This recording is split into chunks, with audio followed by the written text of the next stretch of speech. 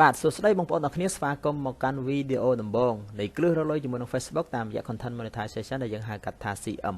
បាទខ្ញុំបាទឈ្មោះ Phanet បងប្អូនអាចហៅខ្ញុំថាជា admin ក៏បានបាទមកដល់ឥឡូវនេះខ្ញុំមានអាយុ35ឆ្នាំហើយព្រោះខ្ញុំកើតនៅឆ្នាំ1990អញ្ចឹងបងប្អូនដែលមានអាយុលើសខ្ញុំអាចហៅខ្ញុំជាប្អូនក៏បានឬមួយក៏បងប្អូនអាយុក្រោមខ្ញុំហៅខ្ញុំជាបងក៏បានដើម្បីឲ្យមានភាពស្និទ្ធស្នាលបងប្អូនហៅខ្ញុំថា admin ក៏បានដែរអត់ជាបញ្ហាទេហើយខ្ញុំមិនលើកទឹកចិត្តបងប្អូនហៅខ្ញុំថាជាគ្រូទេបាទហៅខ្ញុំថា admin ក៏បានដែរបាទដើម្បីបងប្អូនឈានទៅរកការរលុយជាមួយនឹង Facebook បានបងប្អូនត្រូវយល់ពីគ្រឹះដំបូងរបស់ Facebook ហ្នឹងតើវាមានអីខ្លះវានឹងមានច្រើនជាងនឹងទៀតបងប្អូនតែអ្វីដែលខ្ញុំលើកយកមកសង្ខេបទៅសេបងប្អូននេះគឺខ្ញុំលើកតែចំណុចតែសំខាន់ទេចំណុចសំខាន់ហ្នឹងមានតែ10ទេបងប្អូនត្រូវយល់ទាំង10ហ្នឹងត្រូវស្គាល់ទាំង10ហ្នឹងត្រូវចេះទាំង10ហ្នឹងទើបបងប្អូនអាចឈានទៅរកការរលុយជាមួយនឹង Facebook បានតើបងប្អូនត្រូវយល់ពីរបៀបបង្កើត Facebook បរទេសបាទបង្កើត Facebook បរទេសហ្នឹងគឺមានន័យថាម៉េចបង្កើត Facebook បរទេសគឺវាមានច្រើនបែបច្រើនសន្តានបងប្អូនអាចបង្កើតនៅលើ IP បរទេសក៏បានបងប្អូនអាចបង្កើតនៅលើ IP ខ្មែរក៏បានដែរដោយបងប្អូនបង្កើតលើ IP ខ្មែរពេលដែលបង្កើតបានជារូបរាង Facebook បងប្អូនយក account Facebook ដែលបង្កើតបានហ្នឹងរុញទៅមានន័យថាយើងយកទៅ log in ជាមួយនឹង IP បរទេសមិនយូរមិនឆាប់បង account ដែលបងប្អូនបង្កើតហ្នឹងក៏វានឹងចាប់ primary នៅបរទេសដែរអាហ្នឹងគឺជាចំណុចពិសេសដែរបងប្អូនត្រូវយល់ដែរមេរៀនមានតែអានេះខ្ញុំគ្រាន់តែសង្ខេបឲ្យបងប្អូនយល់អញ្ចឹងបងប្អូនត្រូវចេះបង្កើត account Facebook បរទេសពីព្រោះថា account Facebook ខ្មែរ primary ខ្មែរវាអត់ support ជាមួយនឹងការរកលុយមួយ Facebook ទេ Facebook គឺវា support តែដូចជាថៃដូចជាអាមេរិកអីចឹងទៅជារួមប្រទេសមានច្រើនណាស់ដូចជា30ទៅ40ប្រទេសជាងឯណោះដែល support ជាមួយនឹងការរកលុយមួយ Facebook ប៉ុន្តែខ្មែរអត់ទេបាទនេះខ្ញុំសង្ខេបទី2បងប្អូនត្រូវចេះបង្កើត page ចឹងរបៀបបង្កើត page អត់ពិបាកទេបងប្អូនអាចចូលទៅមើលមេរៀនបានអានេះគ្រាន់តែជាគេហៅថាគ្រឹះដំបូងដែលខ្ញុំប្រាប់ត្រួសតែប៉ុណ្ណឹងបង្កើត page បងប្អូនបង្កើត page ខ្មែរយក page ខ្មែរឲ្យ admin បរទេសកាន់ក៏បានដែរអត់ជាបញ្ហាទេហើយទី3បងប្អូនត្រូវចេះបង្កើត group គឺបងប្អូនអាចបង្កើតនៅលើ Facebook ក៏បាន account Facebook ក៏បង្កើត group បាននិង page ក៏អាចបង្កើត group បានដែរបាទអញ្ចឹងកន្លែងនេះក៏អត់ពិបាកដែរមេរៀនក៏មានដូចគ្នាហើយមួយទៀតគឺទី4បងប្អូនត្រូវយល់ពី VPN ដោយសារតែហេតុអីបានត្រូវយល់ពី VPN ដោយសារតែ VPN ហ្នឹងគឺជាគេហៅថាជា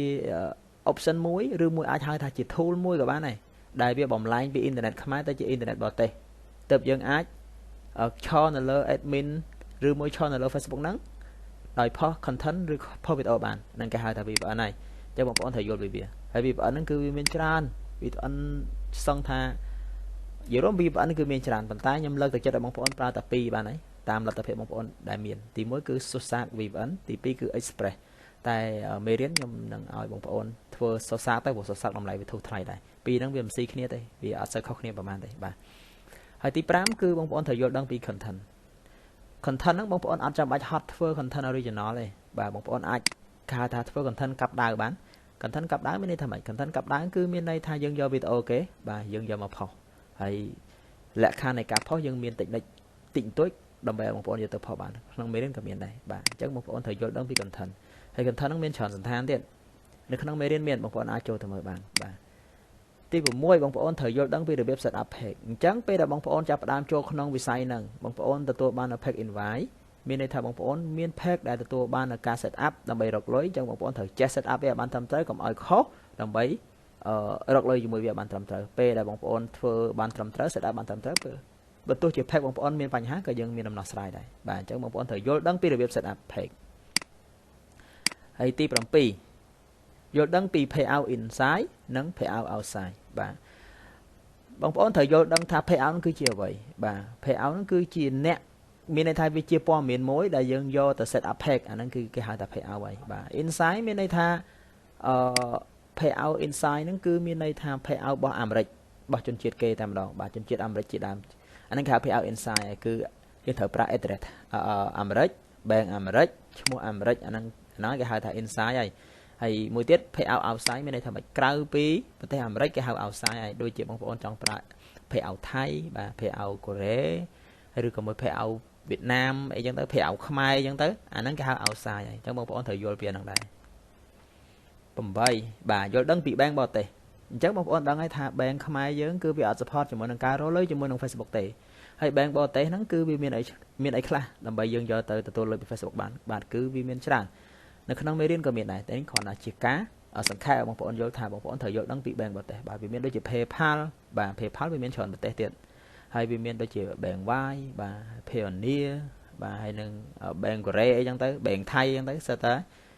អ្វីដែលបងប្អូនត្រូវដឹងបាទទី9យល់ដឹងពីលក្ខខណ្ឌរបស់ Facebook អានេះវាមិនសូវសំខាន់ប៉ុន្មានទេបាទដោយសារតែឥឡូវស៊ីសឹងតែគ្រប់គ្នាដែលបងប្អូនត្រូវដឹងលក្ខខណ្ឌរបស់ Facebook មានអីខ្លះដូចជាការផុស content កុំឲ្យមានអក្សរឬមួយក៏សម្ដីពាក្យពេចន៍ដែលប៊ូលូគ្នាគេហៅថាមាក់ងាយគ្នាមើងងាយគ្នាអីចឹងទៅចាក់ផាគ្នាអាហ្នឹងក៏ Facebook ចាប់ដែរជាមួយនឹងរូបភាពឈាមវីដេអូមានឈាមវីដេអូវាយគ្នាហើយវីដេអូជេរប្រមាថអីហ្នឹងអាហ្នឹងគឺជាលក្ខខណ្ឌរបស់ Facebook ដែលគេមិនអនុញ្ញាតឲ្យយើងយកមកផុសបានទេទាំងអស់ហ្នឹងបងប្អូនត្រូវដឹងដែរបាទហើយចំណុចចុងក្រោយហ្នឹងគឺទី10បងប្អូនត្រូវទទួលយកទាំងអស់ពី Facebook មានន័យថាបងប្អូនចូលមកក្នុងវិស័យហ្នឹងយើងត្រូវទទួលស្គាល់វា Facebook សប្តាហ៍ថ្ងៃខ្ញុំនិយាយនេះគឺនៅក្នុងឆ្នាំ2025ហើយខ្ញុំធ្វើវីដេអូនេះក៏នៅក្នុងខែ4ដែលជាខែចូលឆ្នាំរបស់ខ្មែរហ្នឹងខ្ញុំនិយាយនៅក្នុងពេលហ្នឹងបើទោះតែទៅមុខទៀត Facebook កែប្រែយ៉ាងម៉េចឬមួយវាអាប់ដេតយ៉ាងម៉េចអាហ្នឹងយើងអត់ដឹងទេយើងចាំទទួលយកទាំងអស់គ្នាប៉ុន្តែបច្ចុប្បន្ននេះបងប្អូនត្រូវទទួលយកទាំងអស់ពី Facebook សប្តាហ៍ថ្ងៃវាមានបញ្ហាច្រើនបាទបញ្ហាច្រើនហ្នឹងវាមិនខ្លះបងប្អូនធ្វើបានលុយហើយមានតែបងប្អូនធ្វើបានជាតួលេខលុយហើយបងប្អូនអត់បានចាយក៏មានបាទហើយបងប្អូនធ្វើបានហើយខូច payout ក៏មានហើយបងប្អូនធ្វើបានតួលេខហើយខូច pack ក៏មានខូច pack វាមានច្រើនទៀតវាមានអាខូច pack ខ្លះគេដកលុយឲ្យយើងវាមានខូច pack ខ្លះគេអត់បានបាក់លុយឲ្យយើងទេអញ្ចឹងទាំងអស់ហ្នឹងបងប្អូនត្រូវតែទទួលយកវាបានពីព្រោះវិស័យរកលុយជាមួយនឹង MMO គឺវាត្រូវតែទទួលយកកន្លែងហ្នឹងអញ្ចឹងពេលដែលបងប្អូនទទួលយកចំណុចហ្នឹងហើយបងប្អូនចូលទៅក្នុងវិស័យហ្នឹងបងប្អូននឹងដឹងនឹងយល់បងប្អូនទៅមិនមានការឈឺចាប់ទៅបងប្អូនអាចឡើងកម្មចតាទៅចំណុចចុងក្រោយបានអញ្ចឹងទាំងអស់ហ្នឹងគឺបងប្អូនត្រូវដឹងពីវាត្រូវចេះពីវាបើយើងឈានទៅដល់ការរកលុយបានកុំឲ្យតែយើងអត់ដឹងពីគ្រឹះរបស់វាឃើញតួលេខធ្វើបានហើយអត់បានបាក់លុយមានអារម្មណ៍ស្ដាយអញ្ចឹងសេតអីចឹងទៅអញ្ចឹងទាំងអស់នេះខ្ញុំលើកទឹកចិត្តឲ្យបងប្អូនត្រូវយល់ដឹងពីវាឲ្យច្បាស់សិនចាំចាប់ចំណុចហ្នឹងទៅមុខអូខេចឹងវីដេអូមានប៉ុណ្ណឹងខ្ញុំអត់ចង់ឲ្យវែងពេកទេនេះគ្រាន់តែជាគ្រឹះខ្លះដែលខ្ញុំចង់ប្រាប់បងប្អូនគេហៅថា basic ដំបូងបន្តមកទៀតបងប្អូនចាំមើលមេរៀនពីមេរៀនទី1រហូតដល់មេរៀនចុងក្រោយដោយមេរៀនមួយគឺខ្ញុំមានបង់លេខវាយចំណងជើងត្រឹមត្រូវបងប្អូនអាចមើលបានហើយបើសិនជាបងប្អូនឆ្ងល់នៅចំណុចណាបងប្អូនអាចឆាតមកខ្ញុំជា admin ផ្ទាល់ក៏បានឬមួយបងប្អូនអាចឆាតទៅក្នុងក្រុមគេហៅថាក្រុមសំណួរចម្លើយជជែកគ្នាជាមួយបងប្អូនយើងនៅក្នុងក្រុមចម្លើយក៏បានគឺអត់ជាបញ្ហាទេ